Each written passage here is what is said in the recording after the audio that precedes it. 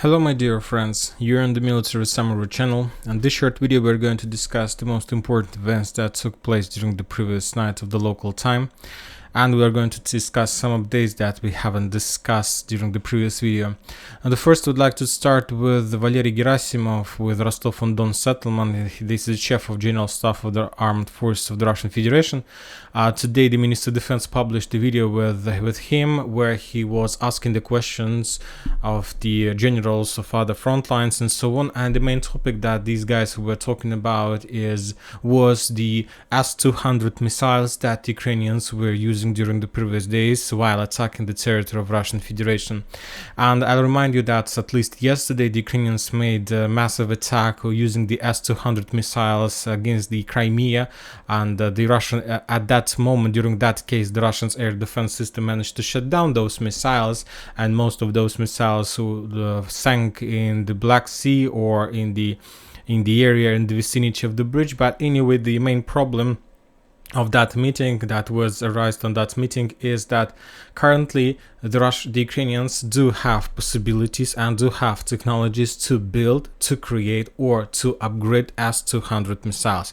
And this is the biggest problem, because the Ukrainians don't have modern technologies to create modern missiles, modern rockets, but they do have technologies to create the missiles that were built during the Soviet period of time, because S-200 system is not a big deal, as I understand, to create in the recent days and these days. So the Ukrainians, as I understand, and the Russians got this intelligence information, managed to create the full cycle production of S-200 missiles, and they have already updated that technology, and currently the Ukrainians can create new S-200 missiles, and with these missiles they can attack Crimea, they can attack the south of Russia, they can attack Bryansk, Kursk and Belgorod regions. And I believe that the Western countries were forced to go on this step because of the recent video that we also discussed on the channel, when the Russians managed to capture the Storm Shadow missile that wasn't damaged, and they managed to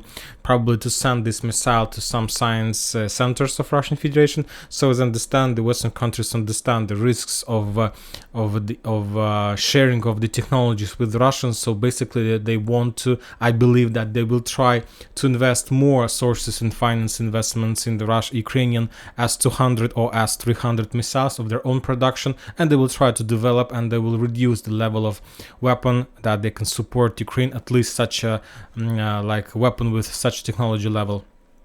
And another interesting update are coming from this area. If you remember, during the strike and the attempt of military coup with Wagner's, we have removed the Akhmat special unit to Rostov-on-Don, to this area. But today we got another update that these forces was redeployed back to the Ukraine, and basically these forces, Akhmat special units, according to information we have, was redeployed in the area of Klishchiivka.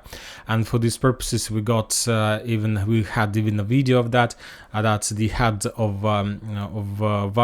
special unit Akhmat published the video when he was sitting on the armored vehicle. And currently, as we understand, the Russians see the necessary information about the front lines. As I understand, the Russians currently took a decision to reinforce and to bring more forces to Klishchiivka, because they understand that basically this is the most important part of the front line for the Ukrainians. When talking about the entire area, the Ukrainians haven't managed to get closer to Klishchiivka because of heaviest losses during the previous days. There are still fightings along the forest lines around Klishchiivka, and today, these days, there was another video that we received from the forest that located on the north of the trenches from this area. This settlement, this small forest, is in the gray zone, and the Russians published the video of fierce fightings and clashes of Ukrainian army with the Russian army, mainly how the Ukrainians were bombed by the Russian artillery systems. The Russians published the video of their regrouping. So basically we are using this video just to confirm the geolocation and the gray zone between the territories that under Ukrainian and under Russian control. When talking about Zaporozhye and Zaporozhye area, Petykhatki, there were no updates, just the things that we discussed during the previous videos, that Ukrainians moved 128 to redeploy forces, that the Ukrainian forces that stuck in the trenches was destroyed by the Russians, that the Ukrainians continue combat along the combat line, fighting Siversk tactical bridgehead and so on. Very interesting updates are coming these days and this night from Siversk bridgehead, and the Russian sources reported that the Russians launched a an offensive operation, storming operation in direction of Sporne. During the previous days, the Russians were trying to maintain their positions on the south and on the north of that settlement, trying to encircle this area from the north and from the south. And basically, according to information we have, the Russians launched two storming operations, one operation from the south and the second one from the north. For now, we still haven't received any updates. The Russians launched that attack basically yesterday, and maybe there are still clashes. Maybe the Ukrainians managed to move some artillery support. And I'll remind you that the main forces from the Ukrainian side on this area may be the force of 54th Mechanized or of 10th Mountain Assault Brigade. Very powerful, very well trained brigades, and this is a very important area. If the Russians, of course, can establish control over this settlement, then the Russians will be able to increase another points of pressure in direction of Ivana Daryevka and, of course, in direction of Vyimka. And this is a very important area that control over this territory can allow the Russians to split the entire front line in two parts. Very interesting updates are coming from Kreminna forest today. The previous evening, during the night, the Russians published the video of some progress on this area. As you can see, that during the previous phase of active defense from the Russian forces, they managed to counterattack along the combat line on a small portion of the front line, and as a result of those attacks, the Russians managed to develop their bridgehead.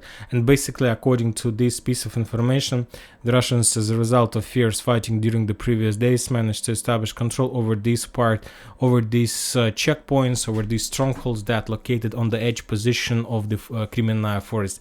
The bridgehead is not so big, but if the Ukrainians are going to counterattack with a very powerful fist, of course this bridgehead is priceless as a part of active defense doctrine or something like this.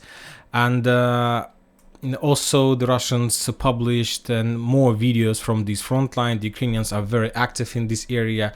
We see that, at least when talking about this area, the Russians have created 2 points of pressure, very powerful points of pressure. The first one is in Kreminna forest, where the Russians, using or the offensive operation or active defense tactic, are trying to push the Ukrainians, are trying to push them from this bank of the river, Zherebets River, to the western bank of that river. Another point of pressure is in the vicinity of Novoselovsk, where the Russians have already maintained the gray zone on the south of that settlement, and they have established control over the hill, and they're trying to push the Ukrainians from the south in Novoselovsk. And there are two very powerful points of pressure, and that forced the Ukrainians to start movements and to start sending reserves, start using their strategical reserve, or at least tactical reserves in this area. Currently, the Ukrainians send more and more infantry to Novoselovsk, and they're sending more and more infantry and troopers in direction of Kreminna forest with one purpose: to stabilize the front line.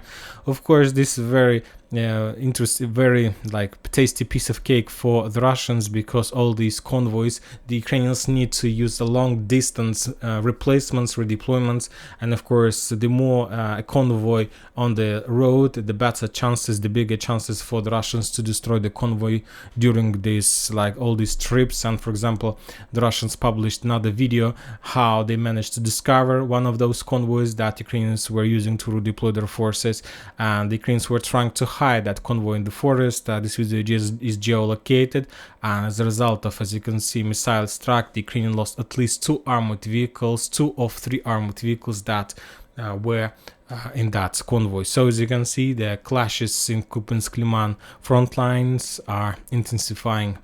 And that's it for this short video. Military Summary channel reminds to condemn any violence in the world. Thank you for watching. Subscribe to my channel, put your likes, join my Patreon, and have a good day. Bye bye.